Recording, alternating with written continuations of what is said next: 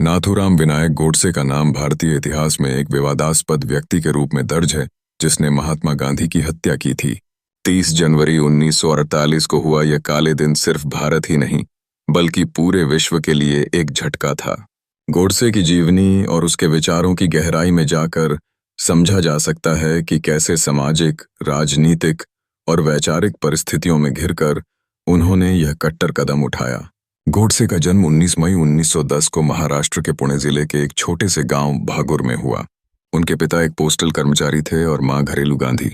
उनका बचपन उन धार्मिक अंधविश्वासों से भरा था जो उनके पारिवारिक जीवन का हिस्सा थे, और इन्हीं अंधविश्वासों के कारण उनका नाम नाथूराम रखा गया। युवा नाथूराम ने पुणे में होकर पढ़ाई की, लेकिन स्कूल की किताबें पढ़ने की जगह उन्हें अधिक रुचि समाज और राजनीति में थी। यही उनका प्रारंभिक जीवन था, जिसे उनकी भविष्य की गतिविधियों ने आकार दिया।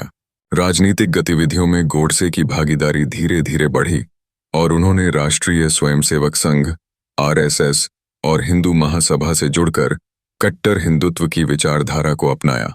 गोडसे ने गांधी जी की नीतियों को हिंदुओं के लिए हानिकारक माना और उनका विश्वास था कि गांधी जी मुस्लिम तुष्टीकरण के पक्षधर हैं। उन्होंने महसूस किया कि गांधी जी के विचार भारत को कमजोर कर रहे हैं और हिंदू समाज की अनदेखी कर रहे हैं। इस विश्वास ने गोडसे को उस रास्ते पर धकेल दिया जिसने अंततः महात्मा गांधी की हत्या की ओर ले गया। 30 जनवरी 1948 को नई दिल्ली के बिड़ला हाउस में प्रार्थना सभा के दौरान गोडसे ने गांधी जी को 3 गोलियां मारी।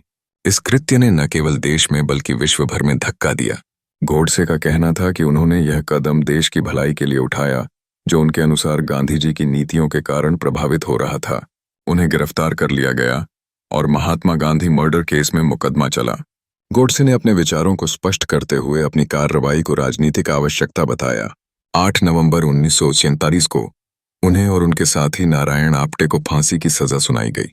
15 नवंबर 1939 को अंबाला जेल में उन्हें यह सजा दी गई। गोडसे की छवि भारत में आज भी एक विवादास्पद मुद्दा बनी हुई है। जहां कुछ लोग उन्हें देशद्रोही मानते हैं, वहीं कुछ दक्षिणपंथी विचारधाराएं उन्हें राष्ट्रभक्त के रूप में स्वीकार करती हैं।